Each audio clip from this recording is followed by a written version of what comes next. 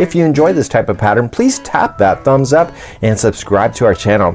Do you have pattern tutorial ideas? I'm all ears. At yarnspirations.com you can review the free pattern. Scroll down and see the rating and reviews from others. Read the pattern yourself. Better yet, share your tips or advice by leaving a meaningful comment, as it helps others. I actually use those comments myself when I'm struggling to understand the pattern. Share some advice on things that you've learned in the pattern, or even just leave a nice note of appreciation.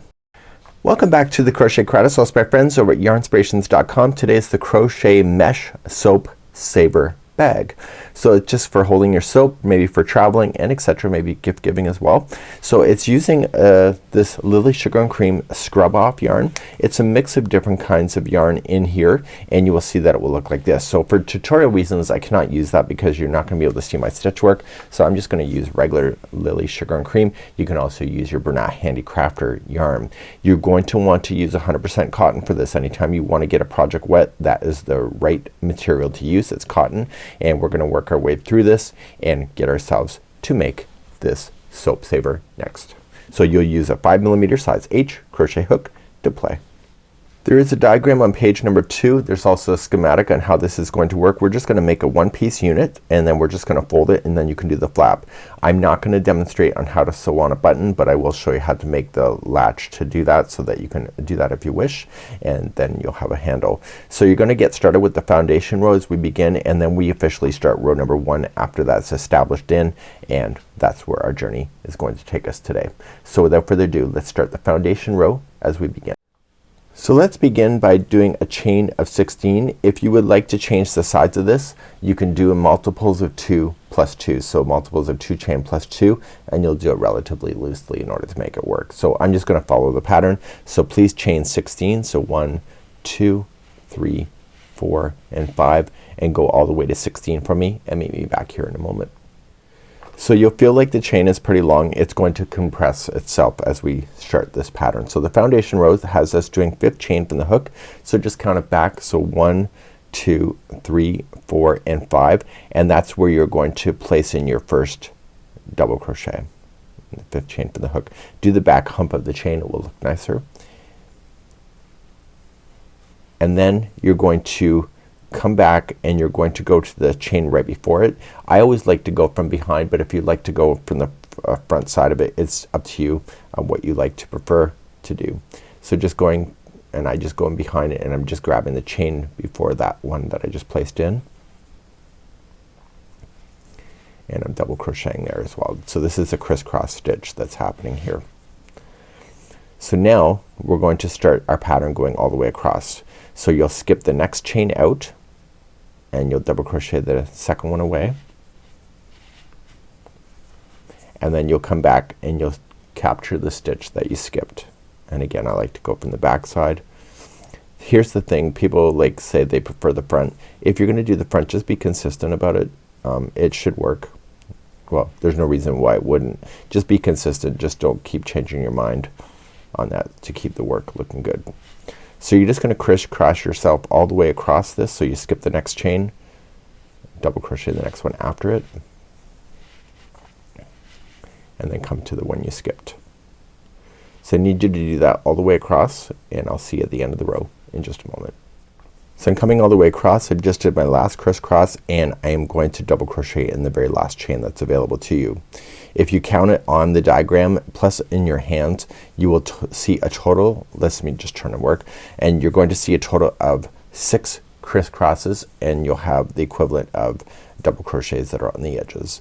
So let's officially now start row number 1.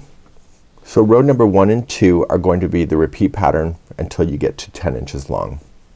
To do row number 1, you're going to chain up 1, and you're just going to apply 1 single crochet in each one of the stitches all the way across. This helps stabilize the crisscrosses, and it looks really amazing once it's done. So please just single crochet yourself across for row number 1. As you come all the way across, don't forget this chain here is a stitch, so just go right into that very last chain just like that, and you should be good to go. So you're gonna turn your work, and let's do row number 2, which will be the final of the repeat. To start row number 2, you're going to chain 3. That'll count as your first double crochet, and then starting in the next 2 stitches here, that is your next crisscross. So you skip the first one, double crochet the next, and then come into the one you skipped. Again, be consistent on how you're doing your crisscross. Once you get that one done, skip the next one, double crochet the next, and come into the one you skipped. So you're just crisscrossing yourself all the way across, and I'll take you to the end of the row in just a moment. So please continue, and I'll be right back in a moment. So I'm coming to the end of the row, and in the very last stitch it's just going to be one double crochet straight on down. Okay, that was row number 2. So you're gonna turn your work and repeat rows number 1 through and 2 over and over until you get to 10 inches long. So just chain up 1 and apply 1 single crochet in each for row number 1 again, and then row number 2 is crisscross. And I need you to keep doing this, and I need you to finish on a crisscross row. Okay, so please go continue to make this until it's 10 inches long, and I'll be right back in a moment. So now I have the pattern complete up until 10 inches, and I'm ending on the crisscross row. That's the end of the 10 inches. So now we're going to begin, and if you look at the pattern really carefully, you will see that there is a loop that is right here, and that's what we're going to apply next. So let's do that next, and this is starting right where we are, so don't fasten off, and we're just gonna create that loop and then continue the pattern until 11.5 inches. Let's do that. Okay, let's create that little hangy ropey thingy, and that's my technical language today, and you're going to chain 10. So 1 2 3 4 5 6 7 8 9 and 10.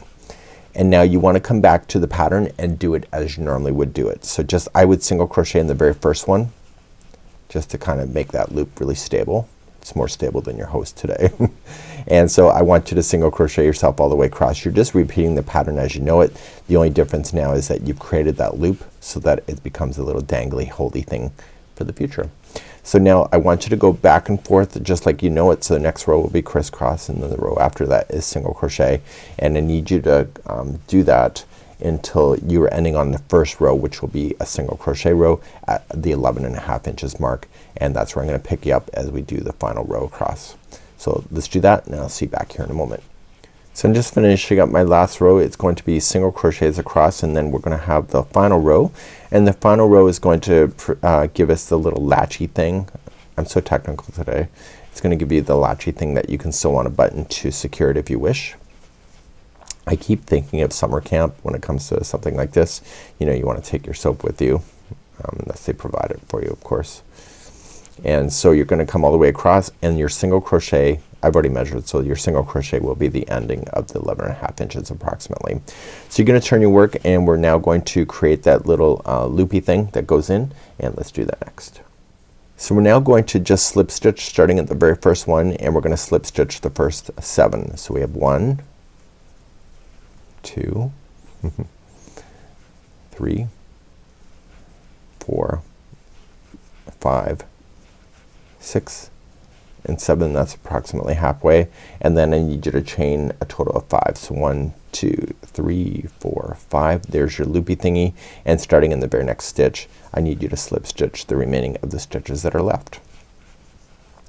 So we're now going to secure in the loose ends that you have, and so we'll be doing that next.